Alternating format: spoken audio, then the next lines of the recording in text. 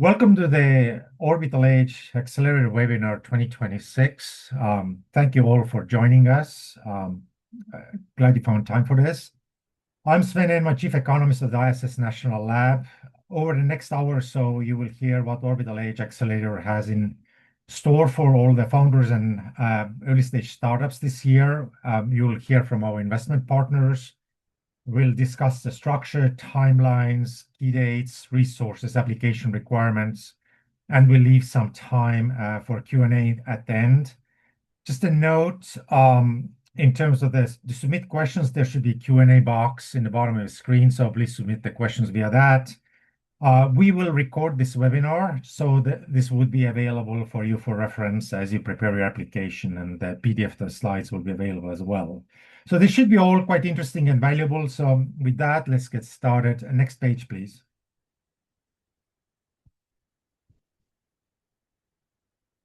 Next page. So Orbital Edge Accelerators really is a one-of-a-kind program in the space industry. One-of-a-kind accelerator. It provides a pretty high level of resources and funding, which is different from what you see in the industry. And there is a very special and unique flight component to it.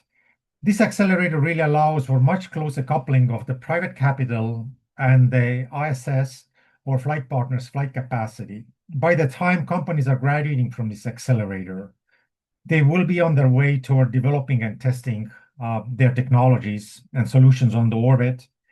We have fine-tuned the accelerator this year. From last year, we added one more track, so there's two tracks of the program. We'll talk about it later. Depending on the track, a startup will receive $500,000 to $750,000 of venture capital investment per startup. As part of the program, the awarded startups will get an opportunity to test, develop, validate technologies in low Earth orbit. This is either via the ISS International Space Station or the other flight sponsors. And we will work very closely with startups and entrepreneurs throughout this process. The accelerator will provide strategic guidance, technical expertise, mentorship, resources needed to test, develop, build your business, work toward commercialization. So next page, please. So last year when we launched the accelerator, we were very excited to partner with Cook Inlet Region Inc., E2MC, and Stellar Ventures, and we're very excited to have them return this year and continue to work with us on the program. And we're super excited to have here with us also new investors, Draper Associates, Draper University Ventures, and Context Ventures. So the combined funding for the cohort from this investor group amounts to $5 million this year. But the investor contributions here go well beyond just the funding. We very much look forward to benefiting from their expertise and advice here as we launch and run the program. And so with that, I would like to turn it over to our investors to say a few words. And let's start with Haider from Siri. How you doing, everybody? Sven, can you hear me? Yes. Excellent.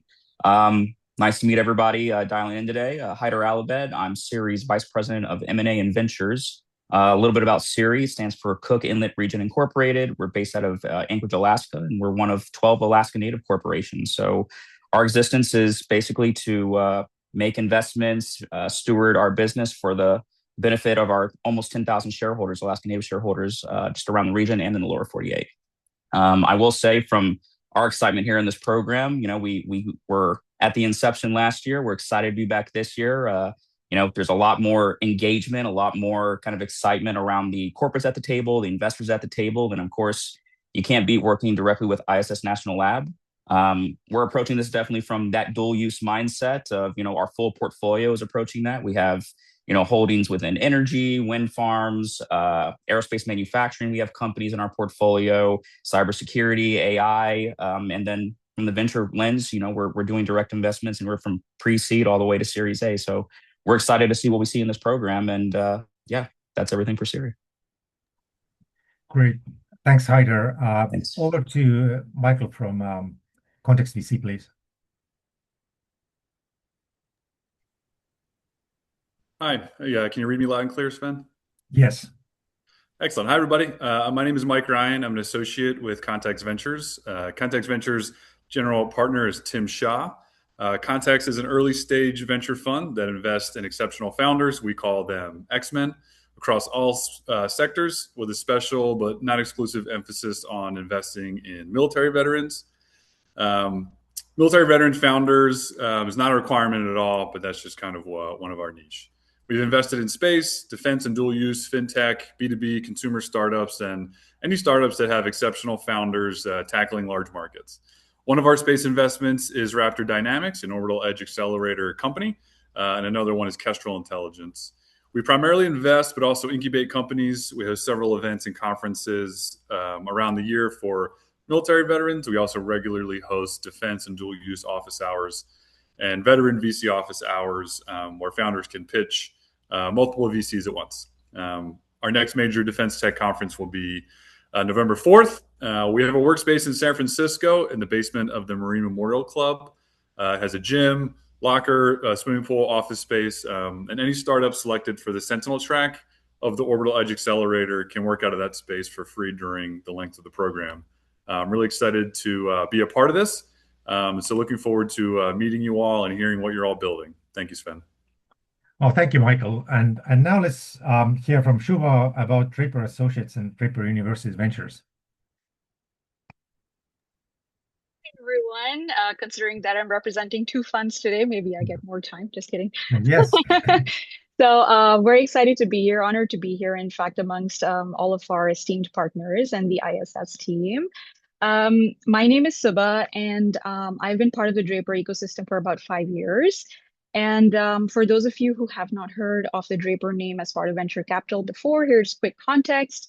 The Draper family is literally the founding family of venture capital in Silicon Valley, with the formation of the first fund in 1958, which was led by William Henry Draper Jr. under President Eisenhower's committee. And his son, Bill Draper, founded firms like Sutter Hill Ventures and seeded companies like NVIDIA and managed the UN development program. His son, Tim Draper, officially founded the Draper ecosystem, which we know it as today as Draper Associates and 28 to 41 funds in our ecosystem, and took the Draper name global. He actually borrowed 6 million from the Small Business Administration Program, invested in about 6 companies, 5 of which went to IPO, and that launched his career as a VC. And then he founded funds like DFJ, which is more of a growth fund now, but back then it was at some point the number one VC in the world, thanks to being early checks and champions of companies like Tesla, pre-Elon, SpaceX, Colossal Biosciences, Hotmail, Skype, Baidu, Carta, and many more. All in all, we have about 63 plus unicorns, hectacorns, decacorns in our ecosystem. And Tim has completed 42 years in venture capital investment. And his children now, the fourth generation, have their own funds. You may know them as Boost VC, Path Ventures, Halogen Ventures. So it's a legacy that's continued, and we heavily invest. In fact, we love to be first, second, and third checks in companies that back then were known as crazy, and now we know them as deep tech, frontier AI, and world-bending ideas in general. So, and a little bit about Draper University. If you fast track to 2012, when there was a sentiment going around VCs that entrepreneurs can't be trained, Tim Draper went to prove them wrong by pioneering startup education in Silicon Valley with Draper University. He not only sourced his first cohort, he mentored them, and he also invested in a couple of them, and he leveraged his network to support them. And that launched the Draper University ecosystem. So we're more of an accelerator now, and we have a venture arm, which I'm a part of. And all in a nutshell, that's us. Again, super aligned, and with this collaboration, we're love what we are doing together as part of the Orbital Edge Accelerator Program, and excited to meet all the entrepreneurs. Thank you. Yeah, thank you, Shubha, and I appreciate the introduction and welcome to aboard, and I look forward to working with you here. Next over to Rafael from E2MC, please. Yeah, hey everyone. Of course it's always really easy to follow Draper, a legend in Silicon Valley. But I mean, just joking. We're so happy to have brought you guys on board. So I'm a first generation, not fourth generation venture capitalist. I'm with E2MC. We have a very cool name. It's called Earth to Mars Capital, and we are domain experts. We only do space. So we're space specialized, early stage focused VC based in Arlington, Virginia, but investing globally. We have so far made slightly over 30 space investments in 8 countries. And relevant to this accelerator, we are really big believers in space R&D and manufacturing and have made multiple investments on that front in both microgravity platforms, so things like free flyers, and also applications, for example, in space biotech, where we have made 4 investments. I'm really thrilled to be back for the second year of Orbital Edge. First year was a blast. The second year is going to be even better. I'm part of quite a few accelerators, but this is a really unique one, you have to realize, because it's really domain focused. And that's reflected also in its domain expert teams. You don't only get money here, you get really relevant advice. So I'm really looking forward to reading all of your applications. Great. Thank you, Rafael. Thank you for that, returning and all the contributions. And now, last but not least, Stellar VC team, Matt and Noah, please. Yep. Hi, everyone. Great to see you. Well, I don't get to see all of you because there's 100 in here, but we're Stellar Ventures. We focus predominantly on space, and space-related startups like to invest at the seed stage. We're on some cap tables with E2MC. Similarly, we're all space all the time. We have investments in space solar panels, optical comms. We have investments in low Earth orbit GPS, few Earth observation constellations, and excited to be working with the ISS here again. What we love about this program is that it helps our startups get on orbit heritage. You get your product up to the ISS to get on orbit heritage, which then makes it easier to sell, as you probably know. But that's us, and we're 3 partners and 3 associates here. Great. Thank you, Matt. And welcome back as well this year. And with that, I would like to turn it over to our Chief Operating Officer, Francisco Cordova, to talk a little bit about also why from us, why ISS National Lab, why it's such a focus area for us. Thank you, Sven. I appreciate the introduction. And so, welcome everybody. Again, excited to be in this webinar today talking about our Orbital Edge Accelerator, which is really kind of the crown jewel of the ISS National Lab.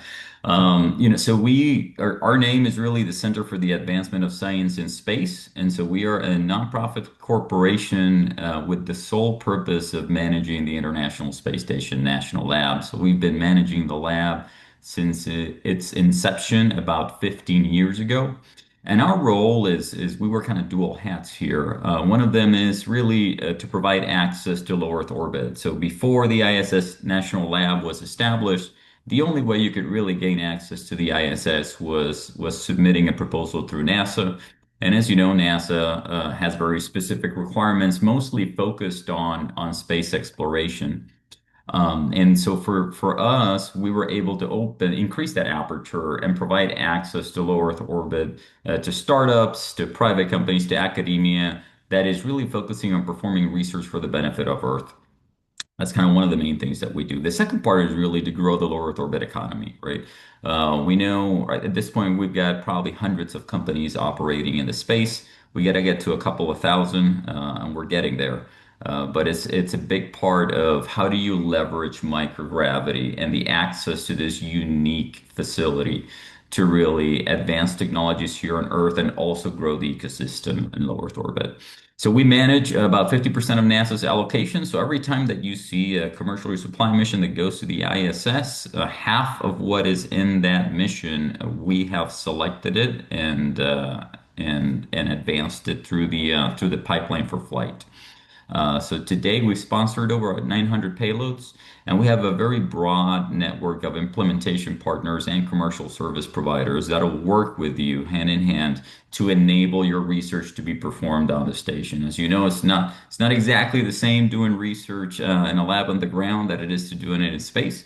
And so this network of implementation partners will help you get there. Next. And so this is when you talk about the ISS National Lab and the impact that we've been able to have, we've really already awarded more than 110 early stage startups with the ability to access microgravity and the International Space Station National Lab resources.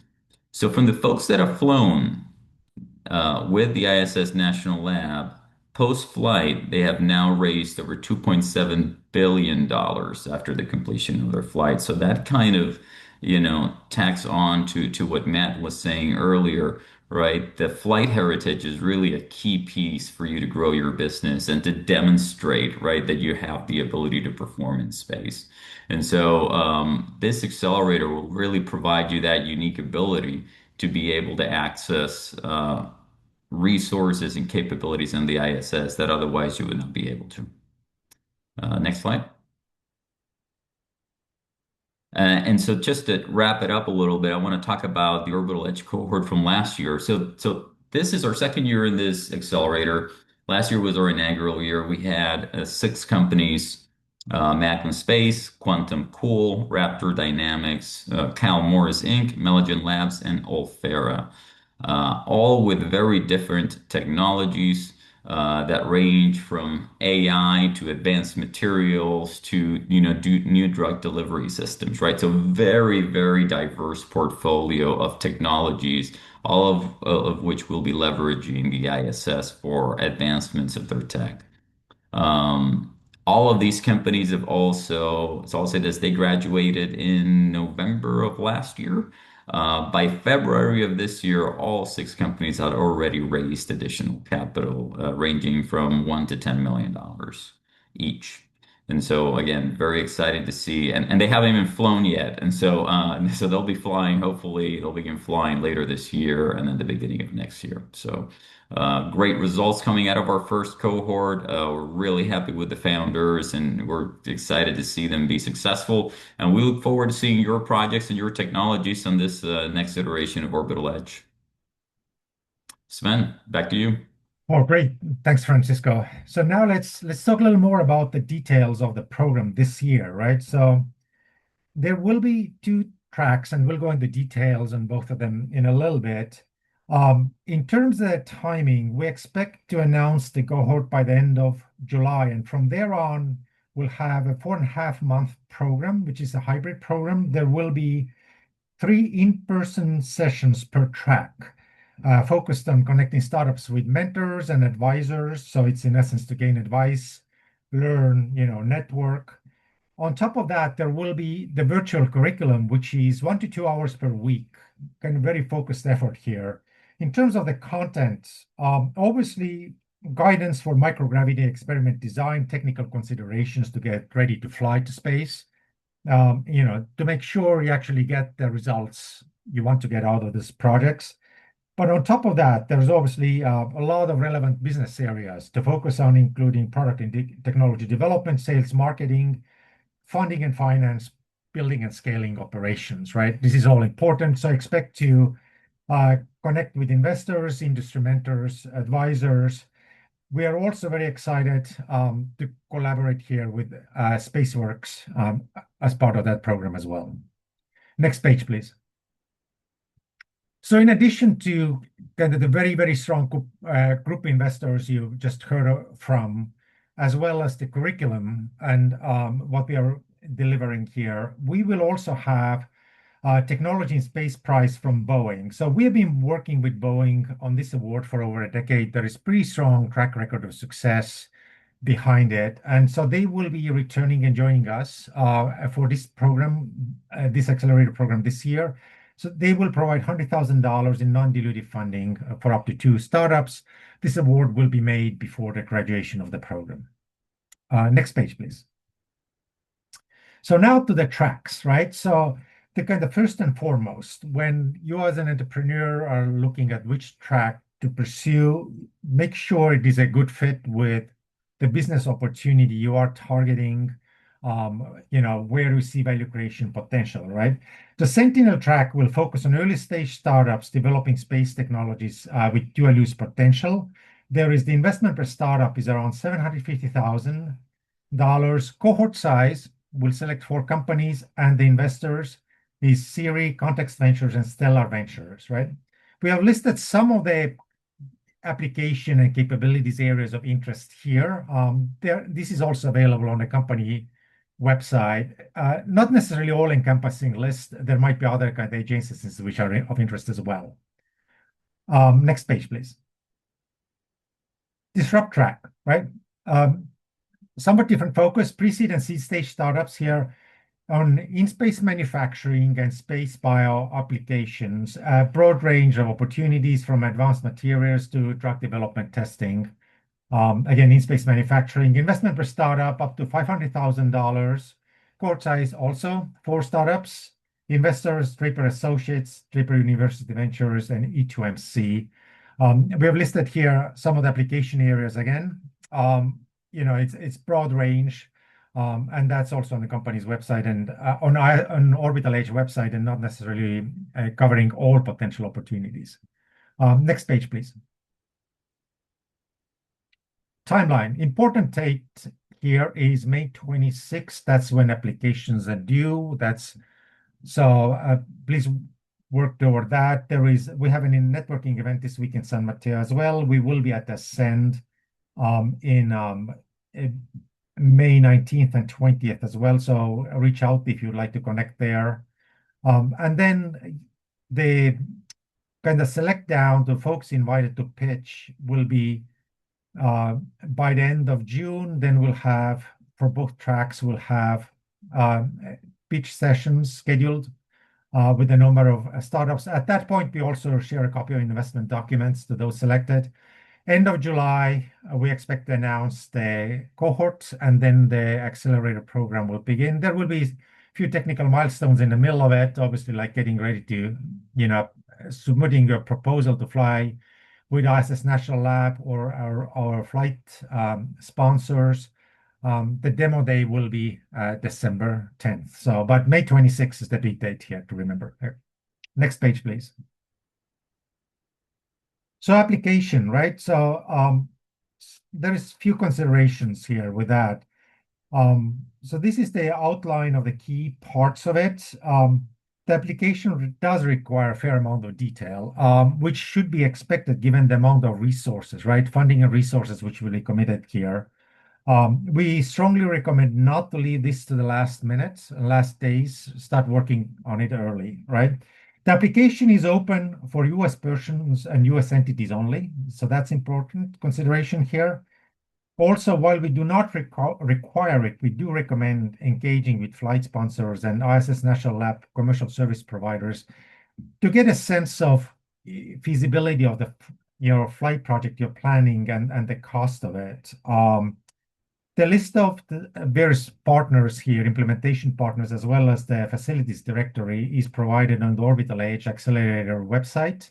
And we'll actually discuss some of those technologies here very shortly. Team and qualifications, obviously very, very important here, both from technical as well as from business perspective.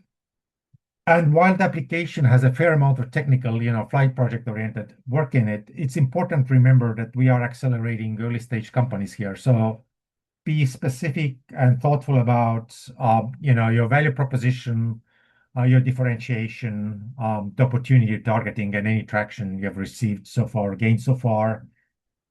Budget and funding side. So for the flight project, would like to highlight that part of the funding here gained from this accelerator will go toward mission integration and operations cost of the flight project, right? And do not forget to add a pitch deck, letters of support to the proposal. Next page, please.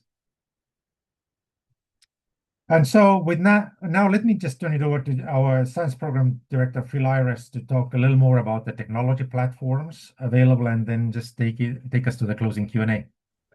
Phil, over to you. Thank you, Sven. Appreciate it. So now we're going to get a little bit more into the details of the flight project.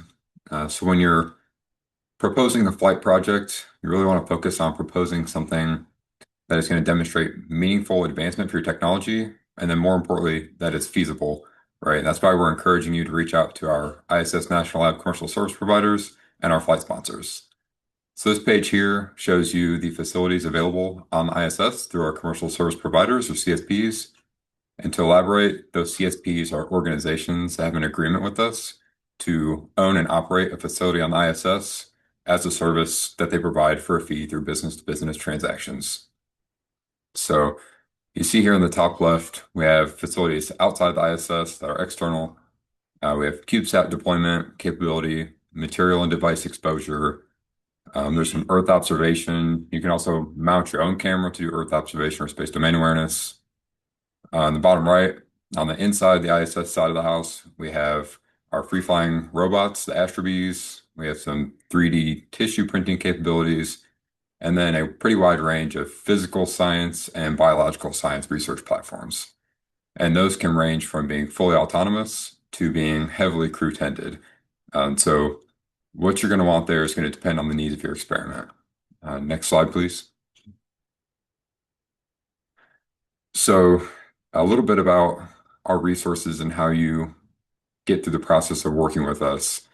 Our CSPs, if you click on that link, the CSP pathway, that'll outline how to engage with our CSPs and the process of getting to flight through them. And then below that is our CSP directory where you can see a list of them and their contact information. And then we have our ISS Research Facilities directory. So again, these slides will be provided, but when you have it, you can click on that link, you can go through and search and find each of the facilities listed on the previous page, and it'll have a quick summary of their capabilities, and you can assess whether that'll meet your investigation needs. And then each page will have the appropriate contact to reach out to learn more. But those should help you get started on whether the ISS facilities are a good fit for your experiment. When you go to the ISS National Lab, you also get launch and return transportation at no cost to you. That comes through our allocation through our cooperative agreement with NASA. And that includes upmass, downmass, power transport, and conditioned stowage if you require that. It also includes crew time and general ISS facility access for things like glove boxes. Next slide, please.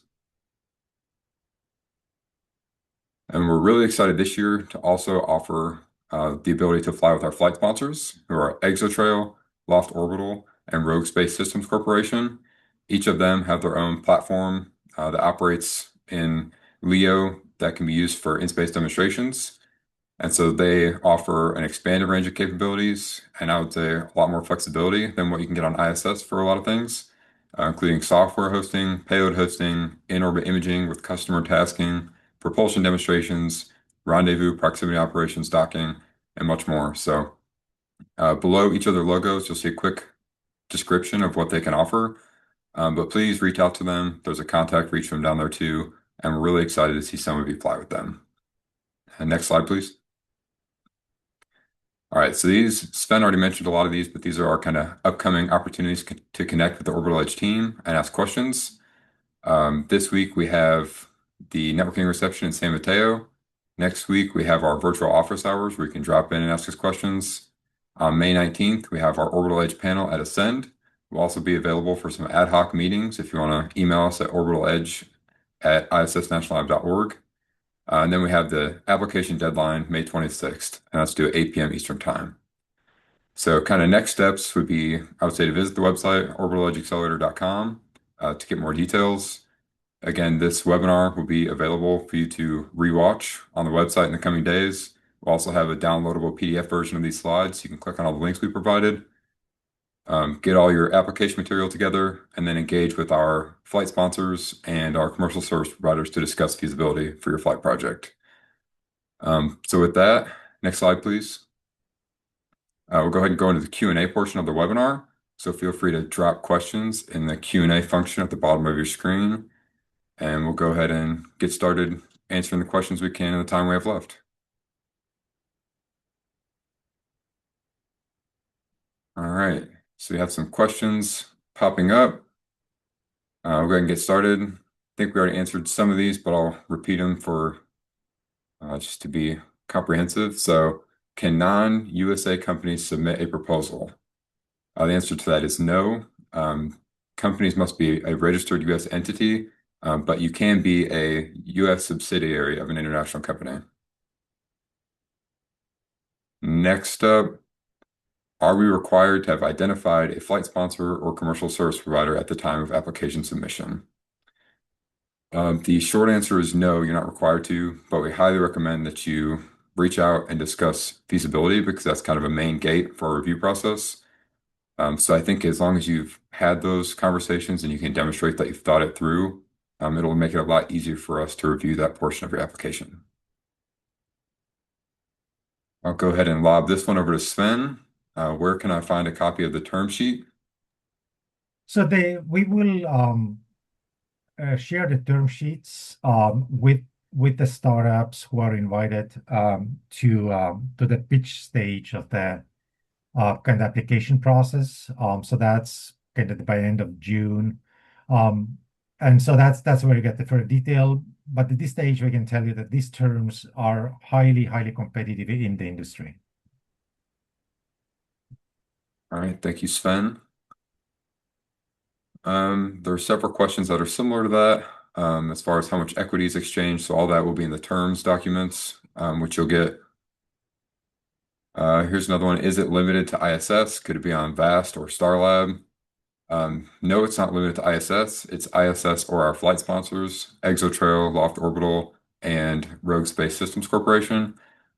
So no, not only ISS, but it is limited with respect to the small group of companies that you're able to work with. Okay, we have how soon could my technology fly to space? So that depends heavily on how ready your technology is at the time you apply and we get through the cohort and you're ready to fly. But overall, as ISS National Lab and our flight sponsors, we're committed to kind of getting you into space as fast as we can. So I would say general guidance is probably like in the 12 to 18 month range. Okay. Can the commercial service provider or flight platform change from application to proposal? Yes, it can. So what you propose in your application does not have to be your final project. We'll help you refine that as we work through the cohort. You'll have access to several mentors and ISS staff and our flight sponsors who have done this a lot of times. And so we will help guide you through that process. And then you'll be able to choose your final project near the end of the cohort.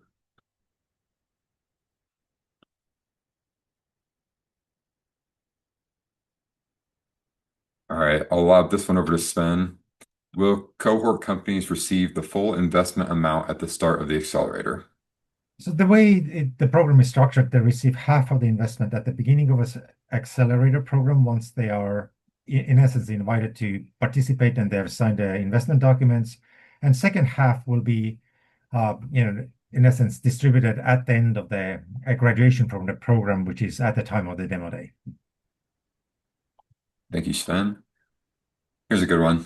Can you explain the role of flight sponsors? Is the idea that some winners will fly on them versus ISS? So yes, who you fly with will not be set. During the beginning periods of the cohort, you'll have the opportunity to kind of speak with several commercial service providers, several flight sponsors, and ultimately it'll come down to which platform can meet the needs of your experiment, and then who gives the most competitive price and competitive, how fast you can get to launch. So there are a lot of different variables, but it'll ultimately come down to, kind of costs and other technical considerations. But it'll be your choice. You're not assigned to anybody. Okay. Let's see. We have, can a principal investigator be a non-US person or have a non-US partner? No. We will only accept applications from US persons. So there has to be a US person as the PI. They can have non-US persons within the organization, but the head of the application and any co-PIs has to be a US person. Will funding be provided by the ISS National Lab to support the commercial service provider or other space R&D platform? No. So that is when Sven mentioned that part of the investment is meant to cover mission integration and operation costs. So part of the investment you receive will be used to either pay the fee to a commercial service provider for their mission integration and operation services or to a flight sponsor for their flight services. Okay, quite a few questions popping in. Here's one for you, Sven. Are we allowed to work with other investors during the program? Well, it's as you go and proceed through the accelerator program, what our intent is to help you build a stronger and better business, right? And so would assume that as the you make progress, you will raise additional capital. This is not the last round of funding that will come in. So yes, we should expect you to raise capital as you proceed and grow and develop. Okay, thank you, Sven. I think here's another good one for you to answer.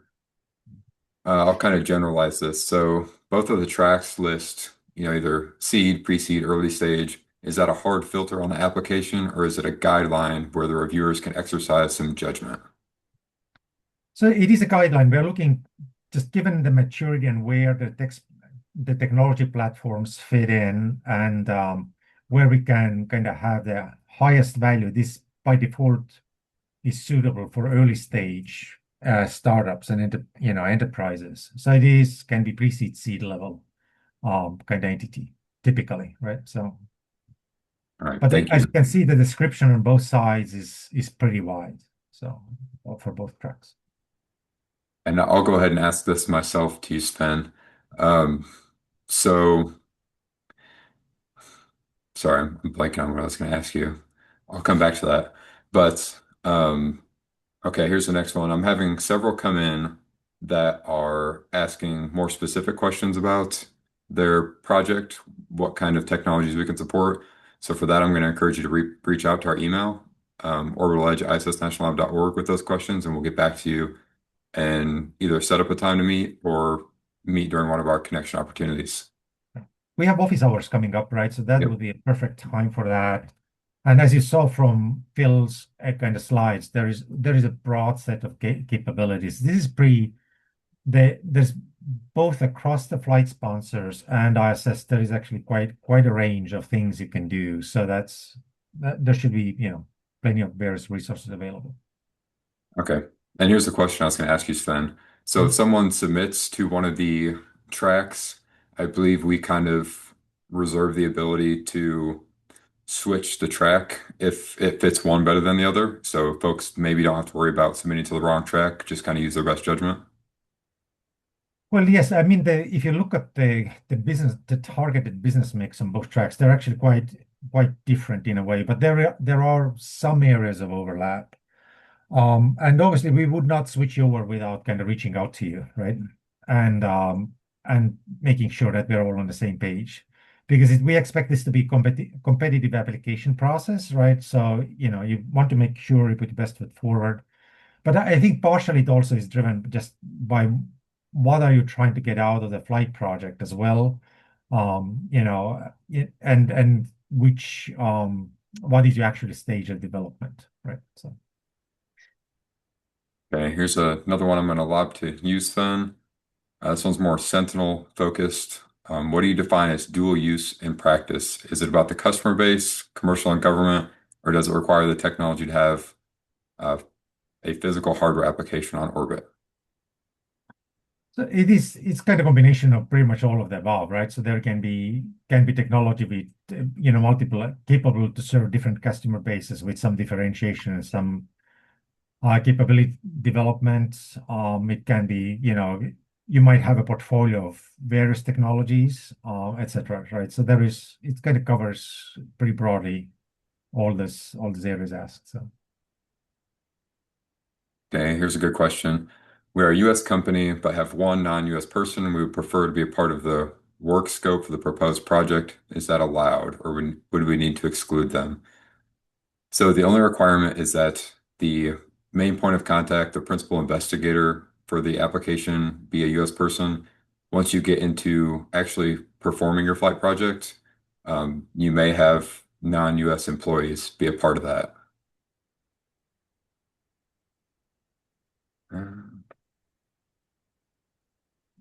Here's a good one for you, Sven. Who do you recommend that letters of support be from, right? What's a strong letter of support?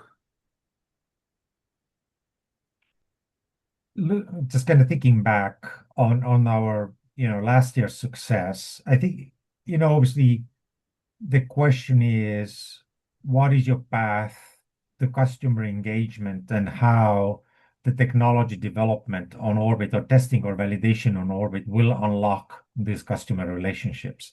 So they're having some form of line of sight in that direction, in essence, as investors invest in your company, as we use those funds partially, to fly your technology to orbit and get results, that this actually starts converting into the revenues and cash flow, right? That's the trajectory you should think about and see how those support letters will kind of help you to validate that path.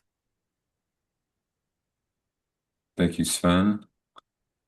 Again, I'm seeing a lot of technical questions here. So for those, please reach out to our flight sponsors and our commercial service providers.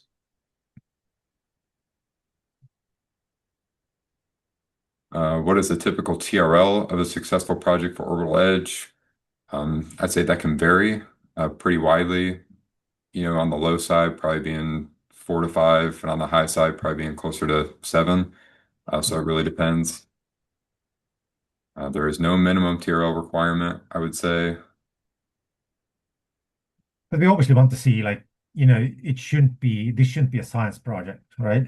So we want to make sure that this is actually moves the needle forward in building a business and or maturing already technology which has seen going a fair amount terrestrial work and development. So Okay, we're kind of reaching the end of the questions here. mhm. I have a relatively general one, but let's see. For successful applicants for last year's cohort, what were the most compelling inflection points? So I'll put that as kind of what are the most compelling business points that we want to see in an application? Can you speak to that, Sven? Well, I would, given the range of kind of the addressable markets and application and capability areas targeted. So there is a range of maturity. So I would not want to paint it with kind of one brush here. What was obviously exciting to see is, in some cases, that the flight project is in essence an unlock for, in essence of letters of interest and allowing them to convert into actual revenues or unlock additional, defense funding or so these are important. But we do understand that when you go, for example, into space bio domain or in space manufacturing domain, the drivers will be different. So that it might come down to ability to unlock partnership with a major pharma company, for example, right? So I do not want to focus it too narrowly. I would put a plug in here for our Ascend kind of panel, right? So that we will be in DC on 19th and the 20th of May. We'll have a couple of the startups on the stage there, and so you can buttonhole them there and ask, how was it? And so that could be helpful for you as well. So Thank you.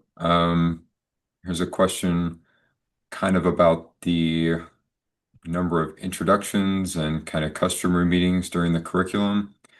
And I guess I would just say to that during the curriculum, you'll have a lot of opportunities to network with our investors, our flight sponsors. We'll have a mentor network full of other folks who are widely connected throughout the community. We'll have curriculum presentations and panels with folks you'll be able to network with who are well known throughout the community. So we anticipate, I would say, our curriculum, the program to be very advantageous as far as you getting, beneficial meetings. So I don't know if you have anything you want to add there, Sven. well, last year we had over 80 mentors involved with the program, and so that translated into hundreds of meetings. So there is the mentor engagement and outreach was one of the, when we get our startup feedback, that was clearly, highly valued. So we will make sure that it's not just the business learning part of it, but there is the big networking part, which helps you to build the business. Seeing some questions about the event schedule, so please check out the website, orbitaledgeaccelerator.com. There's a pretty comprehensive event calendar on there with the locations of the in-person sessions. That kind of looks like the end of the new questions we're getting in. So I don't know if you have any closing thoughts, Sven. Yeah, well, thank you. Thank you all for joining us today. This is, and I appreciate all many good questions. There is, as Phil mentioned, there are office hours coming up, and we will be in San Mateo this week as well. So please reach out and Phil provide an email. We'll make the slides available shortly here on our website and a copy of the webcast as well. So thank you all, and have a nice day and look forward to seeing your applications.